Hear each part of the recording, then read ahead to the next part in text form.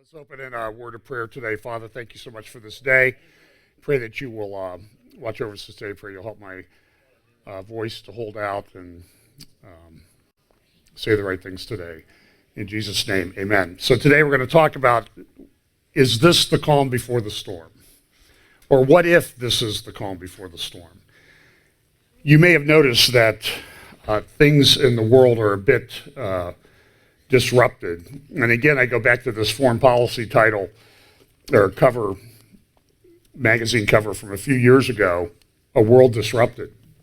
And it seems like that's even more true now. Now, I've not been able to speak to you for a couple of weeks, and I apologize. I did have the flu. I'll try to talk as much today as I can, but if my voice doesn't hold out, then we'll just have to terminate a little bit early. But so I've had a couple weeks to reflect on a lot of things. I've read a lot of things, and it is a very disruptive world in many ways. So today what I'm going to do is I'm going to start off with just a couple general news things. I'm going to focus on, again, what I think is one of the most important issues of our day in terms of Bible prophecy and where we are on the prophetic timeline. And that's this whole transgender LGBTQ thing, because there were some more developments this week in the UK on that issue.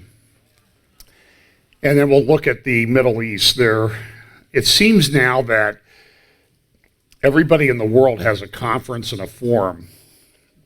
So if you want to immerse yourself in people sitting around talking to other people about things they pretend to know a lot about, there are plenty of these conferences online now that you can watch. And so I have some clips from that, because a lot of these relate to peace and security, particularly peace and security in the Middle East. So let's start with a couple of Bible verses, because I think this will sort of set the context for what I want to talk about today. I charge thee therefore before God and the Lord Jesus Christ. This is 2 Timothy chapter 4. And again, this is the last chapter, the last part of the last book that Paul wrote before he was executed by the Romans. So he's writing to Timothy. And he says, Timothy, I charge thee before God and the Lord Jesus Christ, who shall judge the quick and the dead at his appearing and his kingdom. Preach the word. Be instant in season, out of season, reprove, rebuke, exhort with all long suffering and doctrine. For the time will come when they will not endure sound doctrine, but after their own lust shall they heap to themselves teachers, having itching ears. And they shall turn away their ears from the truth and shall be turned to fables. Now note that what happens there is that it's not necessarily the false teachers that come, it's the people going out and finding the false teachers that will satisfy and tell them what they want to hear. We saw some examples of this recently, and I don't even have any slides on this, but there was a little girl who was the daughter of one of the worship leaders at Bethel Church in Redding, California, and she died. I think her name was Olive. She was 2 years old.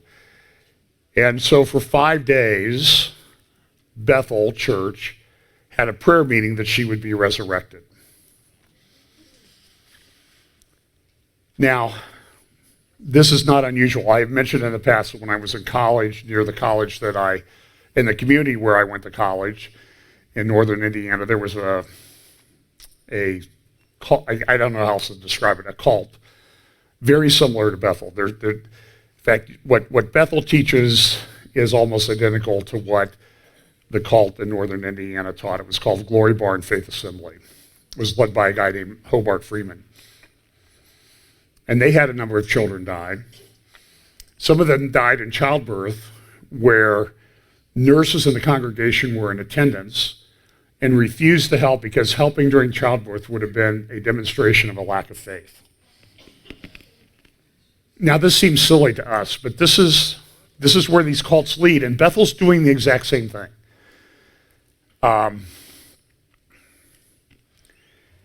there were some lawsuits filed. I believe there were 8 children that died during childbirth in the congregation.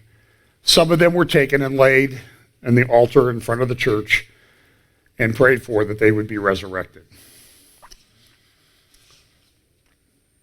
And now Bethel's doing the same thing.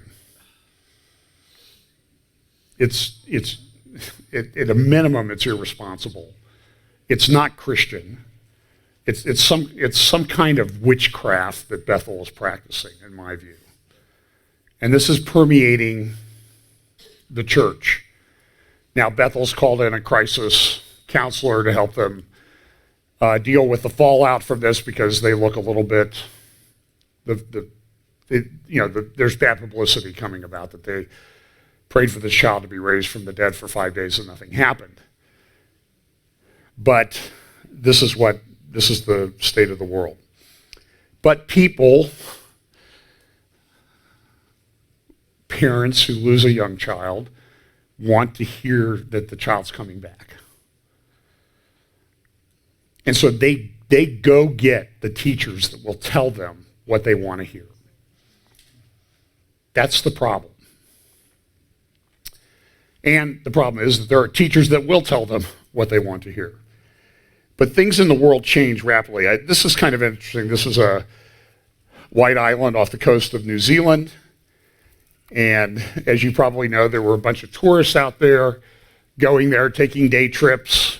And the volcano, out to a volcano that was somewhat active, and the volcano erupted. And I don't know, 5, 6, 8 people were killed. And the point of it is, things changed very quickly that day for the people that were on that island. Now, they knew there was some risk. It was an active volcano. But nobody went out there figuring, well, today the volcano is going to erupt, and we're going to be caught up in it, and some of us will be killed and burned to death. But it just shows you, I think it's a perfect metaphor for the way things seem to be going in the world, that things will change very, very quickly. Now, I don't want to comment too much on U.S. politics.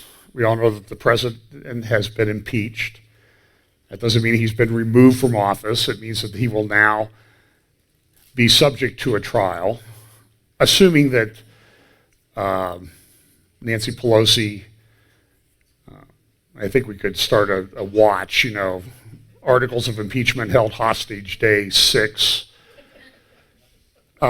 This is, in my view, this is a big farce. And I don't think he's going to be convicted. But listen, this is going to be very disruptive. And I suspect in some part that Nancy Pelosi is holding the articles of impeachment so that she can say, let's say, for example, a certain Supreme Court justice runs out of her cryogenic fluid and passes away. I'm not saying who that is. You can take a wild guess. And we have a Supreme Court justice that needs to be appointed. I know what the first argument will be, well, how can he appoint a Supreme Court justice that's going to be on the bench for 30 years when he has this cloud of these articles of impeachment hanging over his head? I know they're going to say this. Now, I'll give the Republicans credit. They went through, I think the other day, they approved 13 judges. And this is a big deal. This is probably where Trump will have his longest lasting legacy. But I don't know what's going to happen. In the midst of all this, the Inspector General Horowitz came out with his review of the FISA process on the subpoenas that were issued by the FISA court to conduct surveillance on the Trump campaign. And immediately, Jim Comey said, well, what? I've been exonerated. And it's like, did you read what I read? You weren't exonerated in the least. But the ability of people in this day and age to lie in public with impunity it's just shocking to me. And in fact, the FISA court came out with its own letter to the FBI and said, hey, you need to clean up your act. You misled us. And you need to put in procedures in place this is very unusual for a court to do this. Now listen, part of this is the FISA court knew exactly what they were doing. And so this is called covering your you know what by the FISA court with the FBI. But for anybody to say that nothing happened with that is just ridiculous. The New York Times has a very interesting, and I know everybody, well, why do you read the New York Times? Because sometimes they actually do some good journalism. And one of the things that they've been looking at over the past year, they have many articles, it's called The Privacy Project, looking at what's going on with companies like Facebook, Apple, Samsung, your phone is tracking you and that sort of thing. So they came out this week with another big article, 12 million phones, one data set, zero privacy. And so the tech companies will say, well, everything's encrypted, everything's private, but the New York Times was able to get their hands on the data set for 12 cities. So, and they were able to track people, individual phones, and where they went, like in the White House, at Mar-a-Lago Resort in Florida, in the Pentagon, throughout Washington, D.C. In fact, they even tracked a Department of Defense official who had gone to some of the demonstrations that took place after the Trump inauguration in 2017. And the information, what they've come up with is, maybe the companies aren't looking into it at a minute level to figure you out. They're creating a profile so they can market things to you, but that there's so much information there about everyone, and in the million, I think the one thing that they said, that there were something like 5 billion pings in one area. And all of this information is collected, stored, analyzed, and that sort of thing. And it can be tied to specific phones and tied to specific phones to specific people. And this is troubling to me. I mean, this is a big deal. And look, we all love our phone. I was reading today. It was 10 years ago not quite 10 years ago, that they introduced the iPad. I mean, this is something that's so a part of what we do in our daily work now. We don't realize that 10 years ago, you didn't really have an iPad. But now we have this lack of privacy, and the article concludes with this. Until then, one thing is certain: we are living in the world's most advanced surveillance system. The system wasn't created deliberately.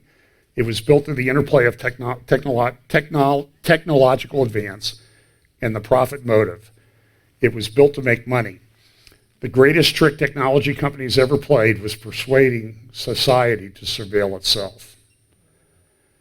Now, this has huge prophetic implications. We all know the concerns about that. And listen, I don't think at this point that the system gets turned around. China came out with some announcements recently, and they're going full bore on a surveillance society. They're going to track everything that the 1.4 billion people in China do to control them.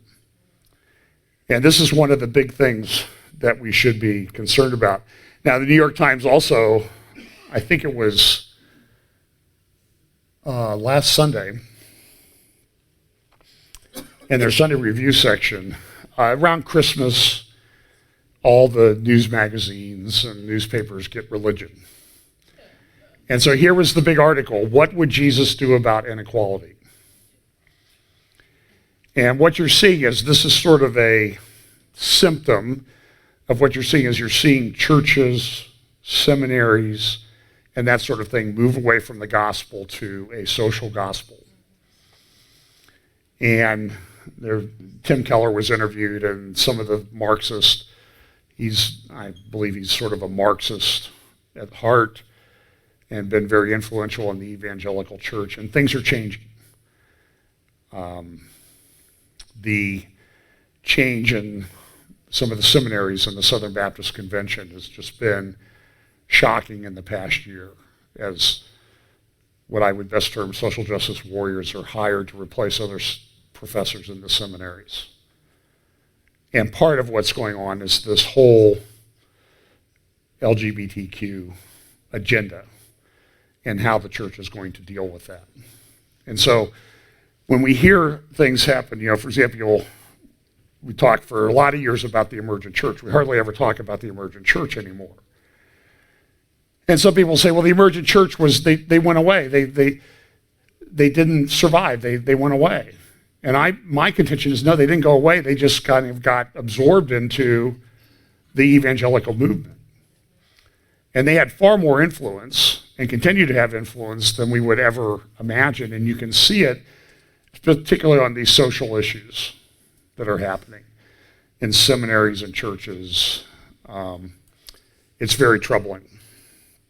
Now, this was an interesting story. In Iowa, Ames, Iowa, a man ripped down an LGBTQ rainbow flag, burned it, was convicted, and has now been sentenced to 16 years in prison for doing that. Now, look, he committed arson, he committed a crime, I get that, but they turned it into a hate crime. And this is the problem. Because I think if he ripped down, say, a flag of the state of Israel and done this, he would probably be invited to speak on college campuses. And he was a prior convicted felon, so he got an enhanced sentence for 16 years for burning a flag. Really? This disturbs me. But this whole agenda that we have, and I want to talk a little bit about this because this is where 2 Timothy chapter 4 really has sort of a practical application. Men turn away from the truth and they turn unto fables. And every week my inbox is filled with stories from people about what's happening with this agenda and the effect that it's having on employment. I talked to you a couple weeks ago about a pastor who had lost his position as custodial services at a school because he had told his congregation not to go to gay pride events. And that brought shame to the school. He actually reached out to me, by the way, and said, thanks for the support. You can continue to pray for him. But this is what's happening. And so we have these things these are examples of books that are being brought into elementary schools for children. Who Are You? The Kid's Guide to Gender Identity. This is one that's used, this one called Sex on the right is used in California. All you need to know sexuality guide to get you through high school and college. They have these, in Who Are You, there are these like this wheel to, I have this, what is my identity? Am I a boy or a girl? These are actual pages from these books. I am girl, boy, both, neither, just me. Here's a report in one of the papers. This worrying medical experimentation on children has soared since 2014. The year the federal government launched the so-called Anti-Bullying Safe Schools program, which teaches that gender is fluid, the number of children treated for gender disorders has risen more than tenfold. This is in Australia since 2014. As of September 21st, this year, 85 children have received treatment at the Westmeads Children's Hospital Gender Clinic. Of those, 35 received puberty blockers compared to 8 in 2014. Who Are You? The Kid's Guide to Gender Identity is a children's picture book found on more than 30 Australian libraries in Queensland. The number of children treated at the Children's Gender Service has quadrupled in the last 4 years from 48 children in 2014 to 207 children in 2018. Of those, 171 children are taking the powerful puberty-blocking hormone leuprolin, which stops the body maturing and paves the way for a sex change. That's a rise, 171 now taking it from 2 in 2014. Puberty blockers are described as stage 1 on the transgender path for children. And so you see all these little cute little things they have, the genderbread person, it's metrosexual, that type of thing. There was a great article, this was from August of 2018 in the Australian. Hospital statistics revealed through Freedom of Information applications reveal rapidly escalating numbers of Australian children being given puberty blockers and sex change hormones, even though the risk includes sterility and cancer and the long-term effects on the brain are not properly understood. This worrying medical experimentation on children has soared since 2014. Reputable scientific studies have concluded that very few trans children still want to transition to the opposite sex by the time they are adults, and many simply turn out to be gay or lesbian. Facilitating, the author of the article says, Miranda Devine, facilitating medical and surgical intervention in puberty is the fashion in schools and preschools of teaching the unscientific theory that gender is not binary, as in biologically male or female, but exists on an infinite continuum which can be changed at will. And now I see the ACLU wants to put tampons in men's bathrooms because not just men menstruate, you know, or not just females menstruate. And this is insanity. So, in the latter part of 2018 and early 2019, they had a debate in the UK about a thing called the Equality Act, and what they were going to do with people who wanted to identify as a different gender and how they were going to handle that. There was a tax expert I believe she worked for Goldman Sachs, Maya Forstater, and this is a little bit from my thing that I did a couple months ago. She tweeted that this was, and I don't think she's a Christian. I think she's a feminist. And she was saying this is destroying the identity of women. She got fired from her job because she had tweeted this in private, because they were having a public debate about what we're going to do. She weighed in with her opinion, and she got fired from her job. She was interviewed on the BBC. Here's just a little bit of that interview.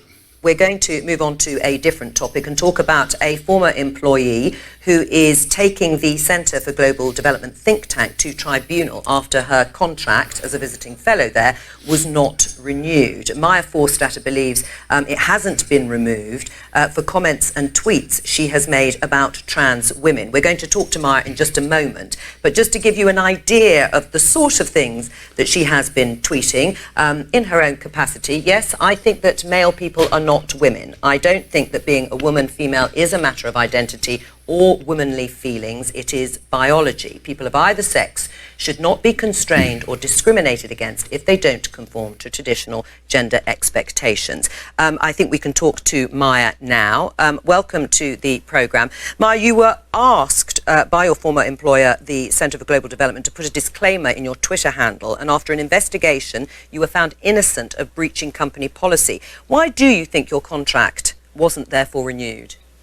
They told me it was about my tweets. I had been tweeting since about August last year about my concerns about gender self-ID, the government's proposals for gender self-ID. And as you know, there was a consultation. Yep.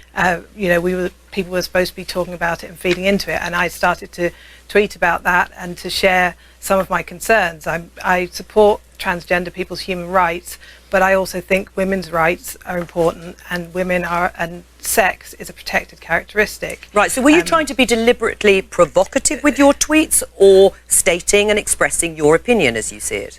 I was exploring the question with my Twitter followers. So obviously, once you start talking about what is the definition of a woman, people have different views, and some people would say it's about thinking like a woman or feeling like a woman or appearing to be a woman, and I was arguing that sex is what defines whether someone is a man or a woman, and then they should be free to live their life in any way that they want, but sometimes it's sex that matters. And in public policy and protection for fairness in sports and women in women's refuges and prisons, and anywhere where people expect privacy from the opposite sex, it's sex that matters. So I think, we can't stop talking about sex and always talk about gender identity. And you felt you had to do this on Twitter, which is the sort of source of my question. So you were trying to provoke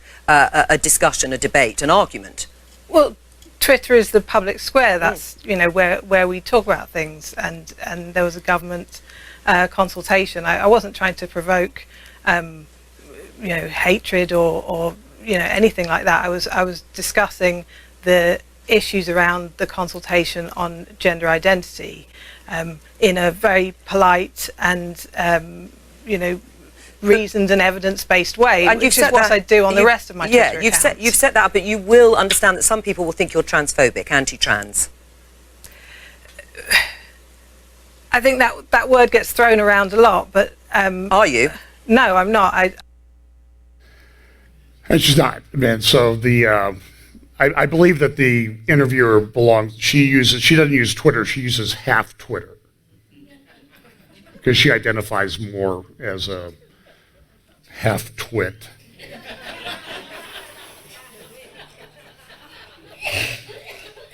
But do you see, this is what happens in the debate. So Maya Forstater took this to the Employment Tribunal, and the decision came down this week. And the judge said the specific belief that the claimant holds as determined in the reasons is not a philosophical belief protected by the Equality Act of 2010. So therefore, her termination, her non-contract renewal was this. But just look at some of the nonsense that we're getting into in the world. Terminology in this judgment, and you may have to be smart to go to law school, you don't have to be wise. And this is proved in this opinion. In this judgment, I have sought to use appropriate terminology that will not be offensive to the parties, their witnesses, or others reading this judgment, while ensuring that I am able to properly identify and determine the dispute between the parties, which involves in part disputes about terminology. I have particularly sought to avoid using terminology that will be offensive to any of the parties, although I've not been able to entirely avoid using terminology that some of the parties may dispute. I've had regard to the guidance given at Chapter 12 of the Equal Treatment Bench Book. How did we survive before? I will not use the term transsexual, save when referring to its use in the Equality Act and case law. I use the term trans woman or trans men to refer to transgender people by the gender they are living. When it is necessary to do so, I refer to sex assigned at birth. I appreciate that the claimant objects to this term, viewing that sex is observed at birth, but she did not suggest that she viewed the term assigned to be offensive. I consider it as broad enough to include being assigned because of observation. I will not use the term cis women as the claimant finds it offensive. So they go on and he goes through. And so what they did was they had to determine, did she have a philosophical belief that would allow her to say what she said? And so there are 5 criteria. The belief must be genuinely held. It must be a belief and not an opinion or viewpoint based on the present state of information available. It must be a belief as to a weighty and substantial aspect of human life and behavior. It must contain a certain level of cogency, seriousness, cohesion, and importance. And it must be worthy of respect in a democratic society, not incompatible with human dignity, and not conflict with the fundamental rights of others. This is a decision, the Granger decision, that said this is what a philosophical belief is. And so the court went on to say this. You see here in the middle of the paragraph, the claimant largely ignores intersex conditions and the fact that biological opinion is increasingly moving away from an absolutist approach to there being genes, the presence or absence of which determine specific attributes, to understanding that it is necessary to analyze which genes are present, which are switched on, and the extent to which they are switched on and off on and the way in which they interact with other genes. However, I bear in mind that coherence, I don't think they understand what coherence means. Mainly requires that the belief can be understood and that not too much should not be expected. This is, listen, Orwell would be like, okay, I was totally wrong. I understated the problem. However, I consider the claimant's view in its absolute nature is incompatible with human dignity and fundamental rights of others. She goes so far as to deny the right of a person with a gender recognition certificate to be the sex to which they have transitioned. And he goes on, I conclude from this and the totality of evidence that the claimant is absolutist in her view of sex. Who's the absolutist here? Okay, I mean, isn't this an absolutist opinion? And it is a core component of her belief that she will refer to a person by the sex she considered appropriate, even if it violates their dignity and or creates an intimidating, hostile, degrading, humiliating, or offensive environment. The approach is not worthy of respect in a democratic society.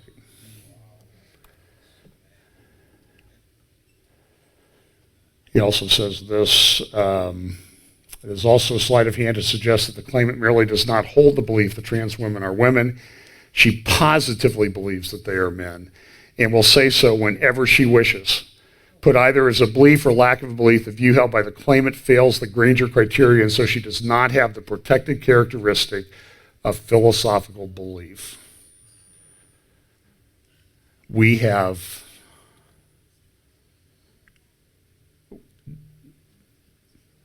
Jesus said it would be as in the days of Lot. And we have, I do not think you could say with any credibility that we have not reached that point in the world today. These are the great Western civilizations that are doing this. Ones that used to claim to be Christian. And it's shocking. Now, J.K. Rowling, the billionaire author of the Harry Potter series, so when the opinion came out, she tweeted this: dress however you please, call yourself what you like, sleep with any consenting adult who will have you, live your best life in peace and security, but force women out of their jobs for stating that sex is real. And she has been savaged on social media, the great cancel culture, cancel J.K. Rowling. How dare she have an opinion like this? Now, not going to affect her, she's a billionaire, but Maya Forstater doesn't have a job. That's the reality. So this is from the Times of London the other day. She says, I believe I've been abused for my beliefs. She said the reaction to the judgment has been astonishing and demonstrated how important this issue is. Of course, there has been vitriolic personal abuse, she said. This has become the norm for women who wish to express their belief on this subject.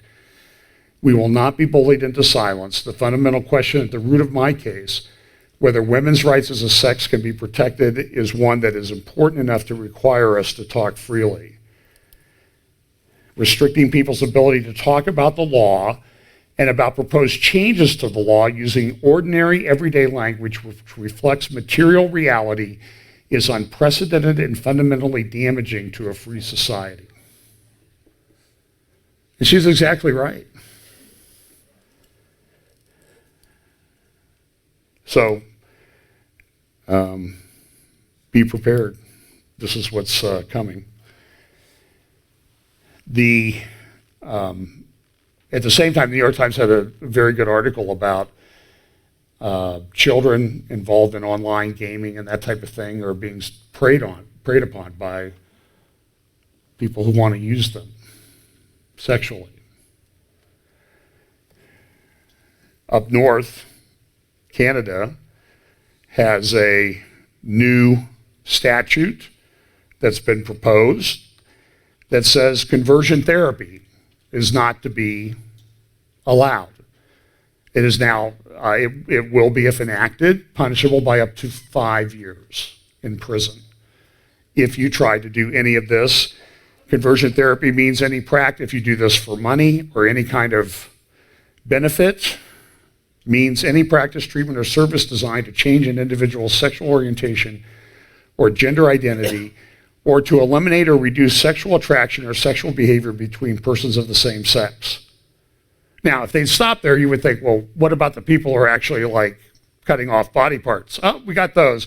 For greater certainty, this definition does not include a surgical sex change or any related service. That's okay. And here's a letter from the mandate letter from the Prime Minister of Canada to the Attorney General, saying he wants to work with the Minister of Diversity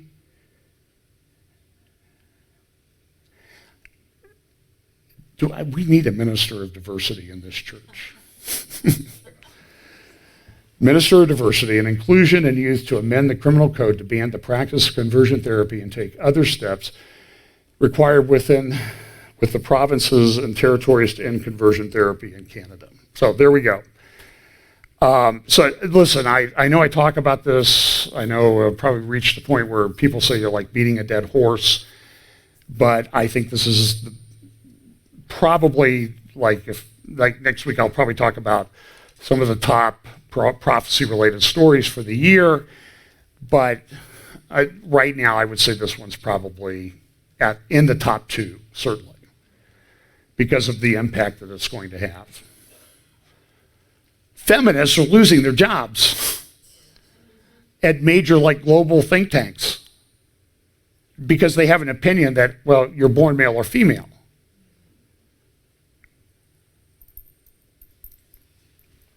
It's insane.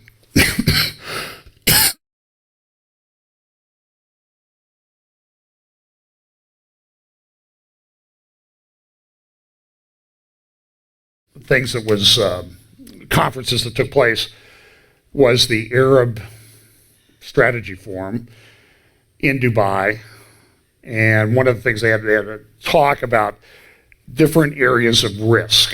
You know, about global security and economics and politics and upheaval and all that. And so green is not too bad. Dark green is good. So Greenland, which is white, is dark green for the purposes of this map.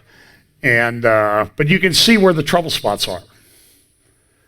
You have Central South America, you have Africa, particularly the Sahel region, Middle East.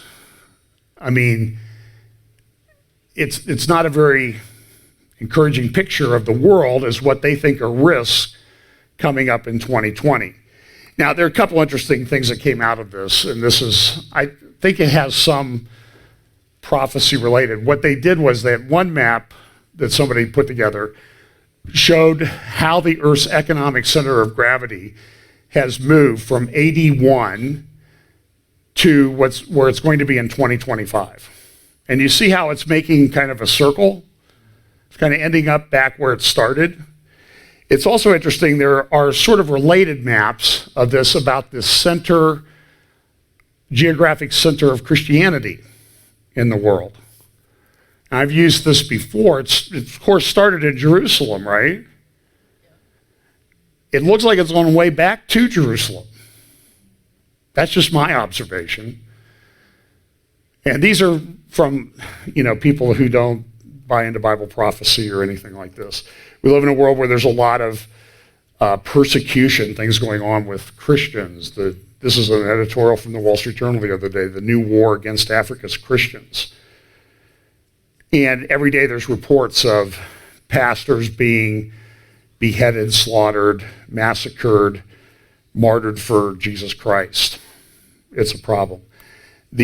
So at the Arab Security Forum, they had this thing about they're going to talk about forecasting the next decade, and they said 5 of the things that they were going to talk about were the geopolitics in the U.S., the activist culture, cyber warfare, economic anxiety, and leaders without strategies.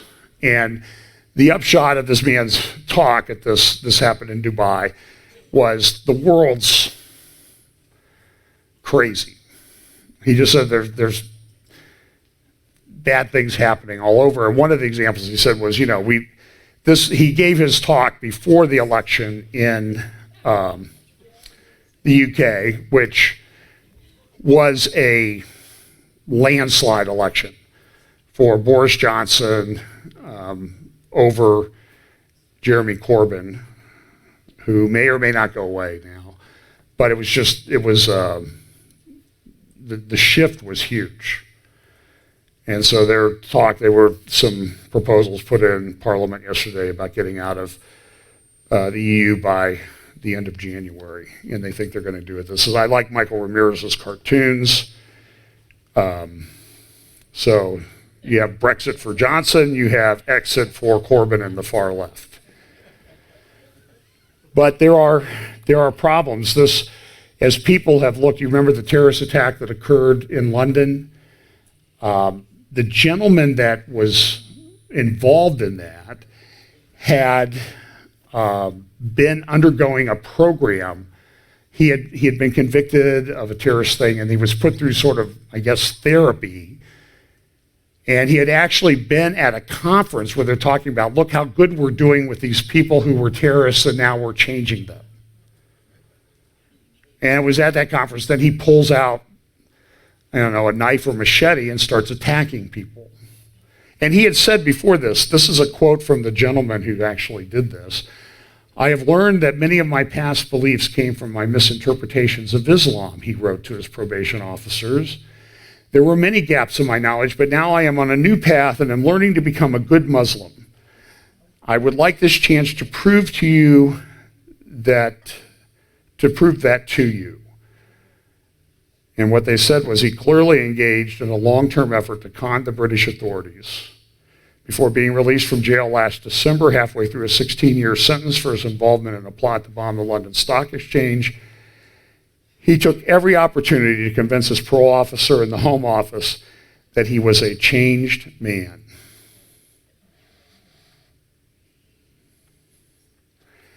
He displayed those feigned signs of progress on the morning of the conference when he spoke about his rehabilitation efforts, saying, "A compelling success story," as one conference participant described what he said. But during a break in the conference, he disappeared into a bathroom and reemerged wearing a fake suicide vest with 2 large knives taped to his hands.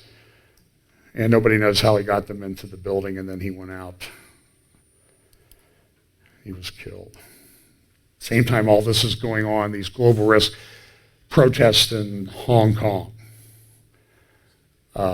continue. These things have been going on for months and months and months now. And China's trying to figure out a way to deal with it. And you should know, too, that in the New York Times article, in fact, I think there's an editorial today about the Privacy Project, is that all the people that are there can be tracked by their phone. And the concern is that even among the New York Times, which leans left, is, what's the impact going to be on democracy if people can't even go to these things and feel free? I've mentioned this. I think this also has direct prophetic implications. Ethiopia, Egypt, and Sudan make headway in dam talks. And those are talks about dams that are on the Nile River. But there are some prophecies concerning Egypt that seem to indicate that there's something that happens to the Nile River, and this is a big deal. So this is going on. They think they're going to be optimistic, but these talks have been going on for years. I mean, Ethiopia has been working on this dam for a long time, and nothing's been accomplished yet. I mean, the dam is nearly completed. But now what's going to happen to the water downriver, since this supplies about 80% of the Nile water flows through where this dam will be located. And they're going to fill it up. And so it'll have a huge impact. Now, when we get to the end of the year, there's always these prognostications about, okay, what's it going to be like next year? And one of the companies, The Economist magazine, does this every year. So in late 2014, they published The World in 2015. Late 2015, they published The World in 2016. And it's always kind of interesting to look at because they are predictive in nature as to what they think is going to happen. And they use kind of clever methods to do this. The interesting thing is The World in 2016, you see Hillary Clinton there, but who don't you see? You don't see Donald Trump, which is kind of interesting. Then you went to 2017, they used sort of a tarot card thing about what's going to happen. And a lot of people are reading a lot of things into these, but it is kind of interesting what they said. Then 2018, they did icons. Then last year, they kind of had this highly symbolic thing based on Da Vinci's Human. And now they just released this one, The World in 2020. It's sort of an eye chart. And it's interesting that remember I always talk about that in prophecy, we sort of have the big picture, kind of easy to see. Jesus is going to come back, millennial kingdom, rapture, all of that stuff. But some of the details aren't apparent until you get really close to the eye chart. So when I go to the eye doctor, I'm nearsighted, so I can get the E at the top pretty much. That's a lock, even without my glasses. But I got to get really close to the target to see. And so if you get really close to the target down here at the bottom right, if maybe we can get Brian to zoom in on that. And maybe not. So oh, there we go. Thanks. So you see here, it's like about 4 lines up starts the B. You got Beethoven, Vision,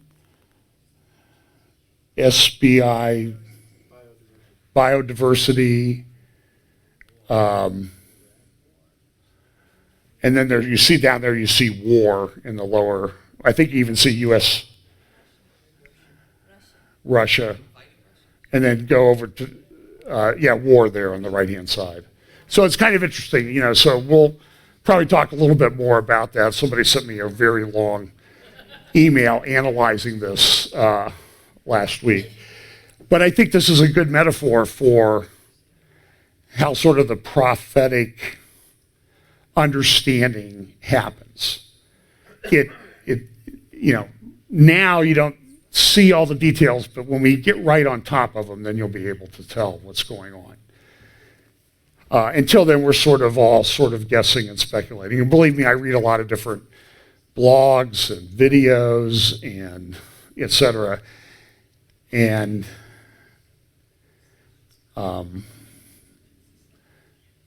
if there are 20 prophecy people in the room, there'll be 80 opinions as to how things are going to work out. So that's why I'm not a little less dogmatic than I used to be about things, although I do have my opinions.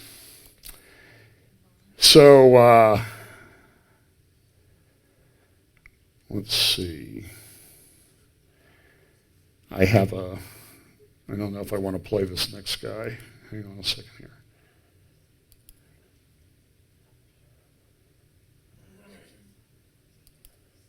Mind. Okay, I'm going to skip this because I went through they have another one where they talk about 5 risks, because I want to talk a little bit about what was going on at the conference from a security risk. So just sort of the general lay of the land. They had a panel at the conference, and the panel talked about Turkey, Iran, and Russia over the next decade. Now, that's kind of interesting that they chose those three countries, because those are, depending on your interpretation of Ezekiel 38 and 39, that's the three major players as to what's going on. So Erdogan comes out this week, we've got to unite against the West. He's gone full Muslim Brotherhood. He was elected in 2003, and for 7 or 8 years, he seemed to be okay, but around the time of the Arab Spring, he changed. And he's very supportive. He was supportive of the Muslim Brotherhood revolution in Egypt. When he was at the UN in September, he even talked about the travesty that occurred, that the Muslim Brotherhood had lost control of Egypt. Jonathan Spire has a good article about the riddles of Baghdad. And so one of the main issues that they talked about at the conference, of course, this is in Dubai, it's a Sunni Muslim country. They're talking about the influence of Iran. Of course, the Iranians weren't there, but everybody was there, was talking about the Iranians. So what we see is, we see these protests continuing in Baghdad, and all over Iraq. They burned Iranian consulates. Hundreds of people have been killed. I've heard somewhere around 20,000 people injured in these riots and demonstrations. And there's been this kind of mysterious people show up and kill the protesters. And nobody knows who they are. The Iraqi government says, well, not our guys. They're Iranian militias that are coming into doing this. And so Spire talks about this. The evidence suggests in both cases the perpetrators are the Iran-backed Shia militias who today constitute the strongest and most potent political and military force in the country. With regard to the attacks on U.S. bases that are occurring in Iraq, the indications have been plain throughout the year that with the ISIS threat now set back, the Shia militias have been gearing up to seek to expel the U.S. presence from Iraq. So you can get that article at the Jerusalem Post. It's a very interesting article. Even today or yesterday in the New York Times, they were talking about, they've got this dilemma. What's going on in Iraq? How's it going to be solved? And the Iranians are behind it all, and the people want change. The politicians want to kind of keep things in place or protect their nest eggs and whatever, depending on how the situation works out politically. And the protesters are saying, we don't care if this takes 40 years. We're not changing anything. So Iraq is in a bit of a meltdown.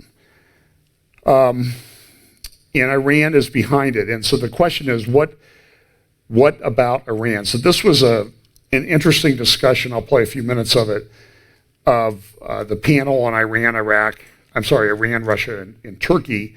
And this is the man who was asked some questions about, what do you think about Iran? Should come up here. One of the lessons all of us who've worked on the Middle East have learned is never to make predictions about the future. So let me talk very briefly about what I see are 4 trends, challenges over the next decade. Number 1 is what I see as Iran's transformation from the last 4 decades of being a clerical authoritarian regime to the next decade, I would argue, the transformation of Iran into more of a military autocracy, a government which is ruled more by revolutionary guardsmen than clerics. Ayatollah Khamenei, the supreme leader, is 80 years old. He's unlikely to be on the scene in 2030. And I think we will start to see in Iran the emergence of a Persian nationalism which eclipses Shia nationalism. The organizing principle of Iran going from Shia revolutionary ideology to more Persian nationalism. And I would argue the emergence of an Iranian Putin, someone who is it's not going to transform into democracy, but an Iranian strongman who comes from the military rather than the seminary. Trend number 2 I see in the region is the evolution of identity among Arab Shia. Over the last two decades, the Shia part of Arab Shia identity has been stronger than the Arab or nationalistic part of their identity in the aftermath of the Iraq War. I think we already see signs that that is changing. In Iraq, there have been protests against Iran's consulate in Najaf and Karbala. We see the protests, the popular protests in Lebanon. There have been huge protests in places like Nabatea, traditionally Hezbollah strongholds. So I think over the next decade, we will continue to see the reemergence of Arab and a national identity among the Arab Shia. And here I think there's a very important role to be played by Sunni Arab powers like Saudi Arabia, like the UAE, to welcome Arab Shia under the fold and kind of lure them away from Iran. Challenge number 3 I see is the mental health challenge in the Middle East. We are living in a region with tens of millions of people who have post-traumatic stress disorder, predominantly Syrians and Yemenis, but many others. And the effects of this PTSD are going to be with us for decades to come, and they're going to have ancillary effects like radicalism. And I look at the remarkable role the United Arab Emirates has played in building world-class clinics in Dubai and Abu Dhabi, and I think it's time for a world-class mental health clinic to train thousands of counselors in the Arabic language who can treat this emerging challenge we will see among a region which has really been wrought by incredible violence and refugees. The very final thing I'll say is that I think over the next decade we will see in some ways a reemergence of the United States. Not a reemergence of the United States militarily, but I think for all of the complaints and valid criticisms about America's role in the region, when you talk to leaderships throughout the region, they still would rather have strategic partnership with Washington than they would with Moscow or Beijing. They would still prefer to send their children to study in the United States than in Russia. And so I think in the next decade, the challenge for the United States will be figuring out how it can play a strong presence in the region, even if that is not a military presence. So I'll stop there and look forward to your questions. And of course, everybody's smartphones being tracked in that audience. So Seth Fransman, I highly recommend Jonathan Spire and Seth Fransman. Seth is an editor at one of the editors at the Jerusalem Post. He has a good article about Iran's key to power influence over Syria, talking about this base over at the Iraq-Syria border crossing that Israel has attacked a number of times. Now, Jonathan Spire gave a talk in Germany recently about Israel, the Middle East. You can find it on YouTube. Just look up Jonathan Spire, S-P-Y-E-R. I'll play just a minute and a half clip of some of the things that he said. It is a excellent analysis of the things that are going on in the Middle East. So I'm going to play that clip, and I'm going to talk about couple other things that are going on, and then we'll be done today because my voice is about shot. But here's Spire speaking in Germany about 10 days ago. But here's the crucial point. In a situation like the one I was describing a moment ago, in which state authority has collapsed or fragmented across a broad swathe of the region, and a war of succession has taken place of the kind I described a moment ago, the possession by a state of a group of people whose specific skill set is the recruiting and creation and utilization of proxy political and military forces will be worth its weight in gold to the state that possesses such a body.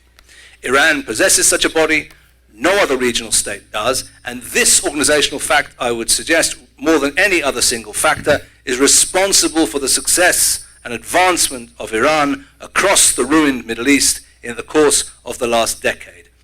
Thus far with regard to the Iran-led regional bloc. Now, it was customary among many analysts back in Israel at this stage in talks of this kind, up until recently at least, to say something like the following. There's an Iran-led regional bloc and it's very dangerous and it doesn't like us and it's a problem. But the good news is that there is also a counter-Iran bloc. There is a bloc or an alliance of moderate or pro-Western countries that have coalesced, joined together by common concerns about Iran and also maybe about Sunni political Islam. Regional countries are finding their way to one another to operate effectively. That sounds great. The only bad thing about it is that it's not true. And the point that he makes is that all of these counterbalance, Saudi Arabia, United Arab Emirates, et cetera, are relatively weak. They don't have the ability to move in and put their proxies in place throughout these societies like Iran has done in Iraq, as they have done in Lebanon, as they have done in Syria. And so everybody is kind of behind the proverbial 8 ball and trying to deal with this Iranian thing. But when you couple that with what the analyst said about he foresees over the next decade that the Islamic revolution may collapse, but it will be replaced by a Persian nationalism run by someone from the Iranian Revolutionary Guard, you described him as a Putin-type figure. This plays very much into the whole Bible prophecy scenario, I think, with the rise of Persia and the presence of Persia. The other major player that they talked about at the conference was Turkey. And I love some of the Arab newspapers' editorial cartoons and stuff. Here's Erdogan plunging into the mouth of the Libyan crisis. Here's another kind of interesting montage of Erdogan on one side and what he's really like on the other. Now, what Erdogan did over the last couple of weeks is he entered into an agreement with the UN-recognized government in Libya regarding offshore rights and water rights and that type of thing. And this has caused a bit of a firestorm. Cyprus is upset, Greece is upset, Israel's upset, everybody's upset. But what Erdogan is doing is he's being very clever in the way that he puts this thing together. So you see here in the red outline is their new proposed zone with Libya, where they will be able to drill for gas. Now, Turkey doesn't have a lot of gas resources.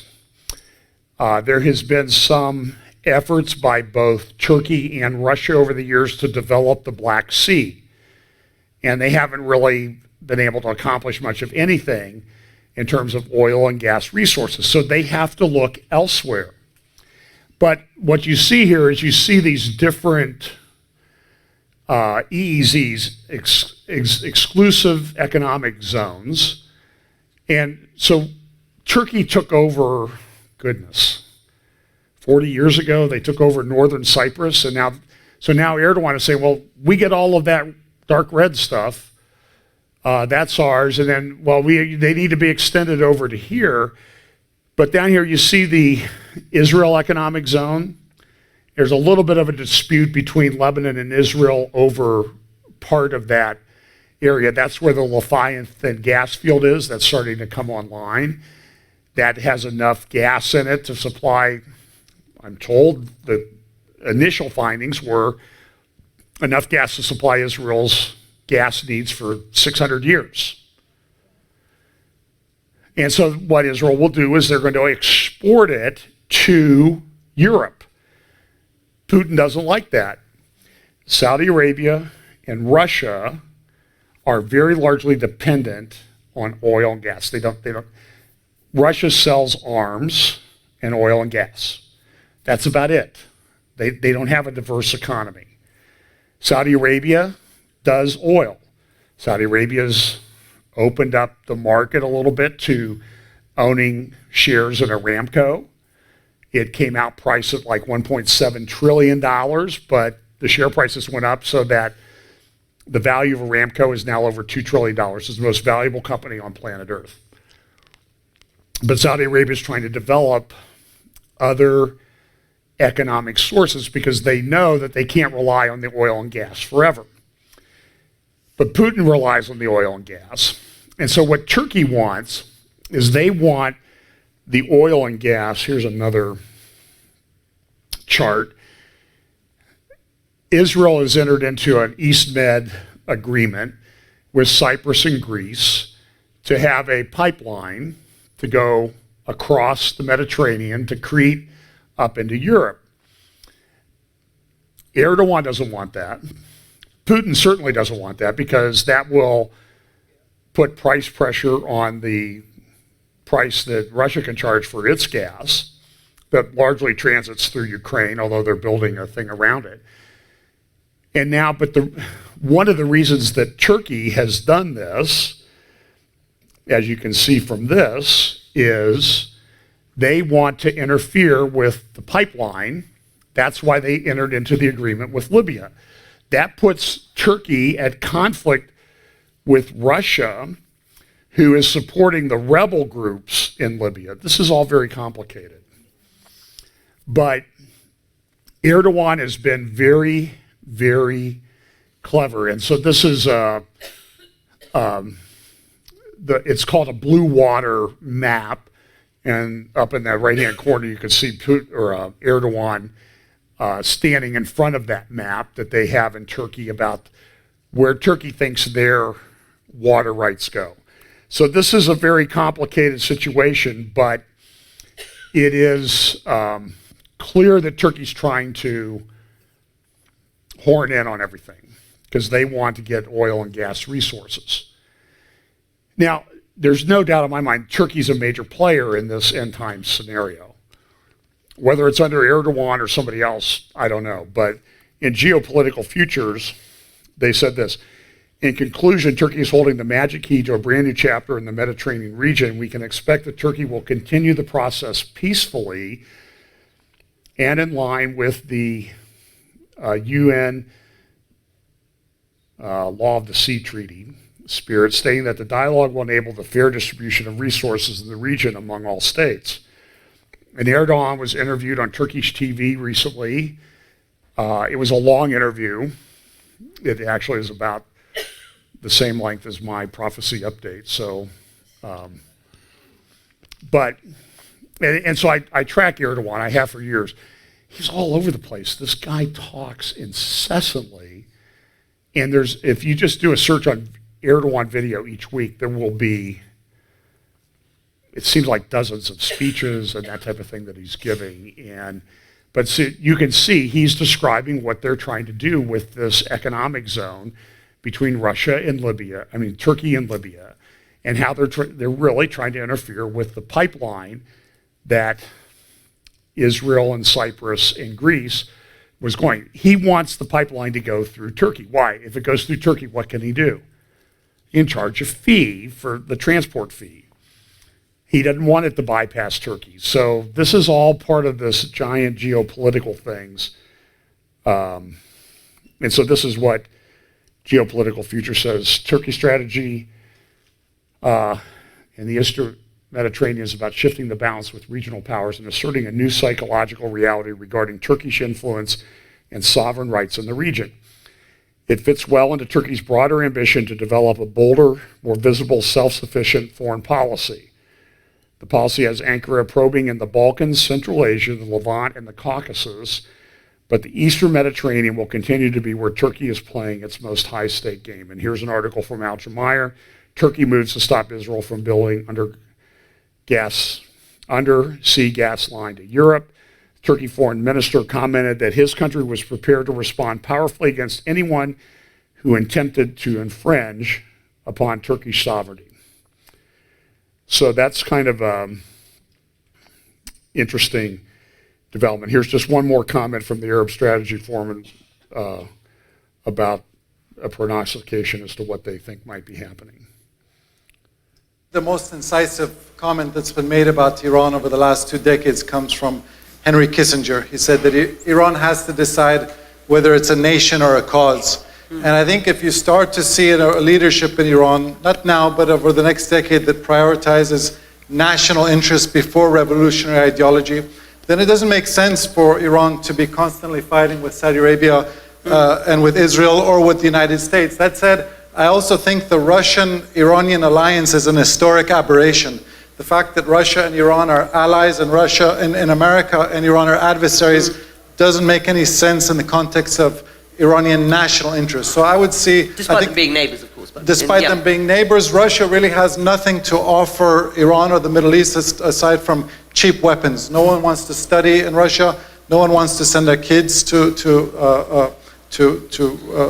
study in Russia or have economic relations with them. So I think Russia's current presence in the Middle East is an historic aberration. There's power vacuums throughout the region that are being filled, but that will likely evolve by 2030. Well, that's interesting because that, again, that sort of puts a narrow window on when things might happen. You understand what I'm saying in regard to Bible prophecy and that type of thing? Not date setting, but I'm just telling you, when you look at demographic, economic, other pressures, the window for some of these players to operate is narrowing. And because it's narrowing, I think they're going to take action. So just a couple more things. Interesting development. Despite police denial, Jews are now praying on the Temple Mount. This has not happened. This was front page of the Jerusalem Post this week, based on eyewitness accounts, and they're getting away with it, at least right now. I want to conclude with, let me just double check and make sure that's, well, let me just say, there is a push by the International Criminal Court to investigate war crimes in Gaza and the West Bank regarding the 2014 invasion. Prime Minister Netanyahu stated this yesterday. Day for truth and justice. The ICC prosecutor has apparently decided not to dismiss outright the Palestinian claim against the State of Israel. This is a baseless and outrageous decision. The court has no jurisdiction in this case. The ICC only has jurisdiction over petitions submitted by sovereign states, but there has never been a Palestinian state.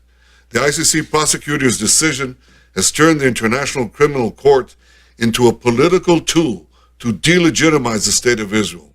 The prosecutor has completely ignored the legal arguments we presented to her. She has also completely ignored history and truth when she says that the very act of Jews living in their ancestral homeland, the land of the Bible, that this is a war crime. We will not be silent. We will not bow our heads before this outrage. We'll continue to speak out against this travesty of justice. Well, one more thing, then I'll be done because my voice is gone. But Commentary Magazine has, in their new issue that's coming out shortly, has an article titled "The New Rocket Threat to Israel." The latest fight in Gaza is the tip of the iceberg. I could talk about this for quite a while because this is a very significant development. But what the concern is with regard to the missiles in Gaza and the missiles that Hezbollah controls in Lebanon, also in Syria, and Jonathan Spire, by the way, in his talk in Germany, which I would highly recommend that you listen to. He was pointing out that, listen, everybody says, well, Russia's helping us out, Russia's sort of cooperating, but he says, I don't see that. He said, when Russia said, well, okay, when ISIS goes away and the Syrian government takes over southern Syria, we'll keep the Iranians, it was 40 kilometers, then it was 60, then it was 80 kilometers from the Golan border. And he says that's baloney. They're 300 meters away. There are Iranians there. Now, they're not a huge number of them, but they're close. Russia hasn't kept them away, and Russia's not going to keep them away. But with regard to these rockets, the concern is when you see the attack on the oil refineries and that type of thing, is that Iran, being isolated, has taken that isolation and used it as an opportunity. They're smart people to develop their military industry. And what they're doing, and that's why you see these 1,000 attacks on different Iranian sites throughout Syria and Iraq, is to get rid of what they call PGMs, precision-guided, now I'm going to forget what the PGM stands for, precision-guided missile. Because, until now, what's happened is they're able to just throw these rockets in there, and Iron Dome shoots them down. And they're pretty much missiles that, you shoot them here and they go in a straight line. So you know where they're going to go, so it's easy to shoot them down. But when they get guidance on them, and they add fins and that type of thing, they can alter the path. It's very expensive to shoot these things down. If they had shot down all the rockets in Gaza that were fired a couple weeks ago, it would have cost over $100 million to shoot them all down. So what they do is when they take off, they sort of analyze them. Okay, this one's going to land in an open field. We're not going to worry about this one. We'll shoot this one down, because each Iron Dome missile costs $50,000 to $100,000 to shoot. It's not cheap. And they're very effective, but the problem is once they become a little bit more precise and able to be guided somewhat, then Iron Dome becomes less effective. So then the question becomes, what's Israel going to do in that kind of a situation? And Jonathan Spire, and I've played you clips from a year or so ago of the head of the Israeli Air Force saying, listen, if we have to go into Lebanon again, it's going to be shock and awe like you've never seen before. And this all plays into Bible prophecy quite well. So just from the commentary article, with PGMs, the era of Iron Dome's total dominance may come to an end. This does not mean that the Israelis will stop using this remarkable system to protect its system, but barring significant improvements to counter PGMs, Iron Dome may no longer provide the Israeli leadership with the luxury of time to weigh their options when they must respond to a hailstorm of precision strikes. Should PGMs pierce Israel's defenses and hit more of the intended targets, the Israeli public will demand a response.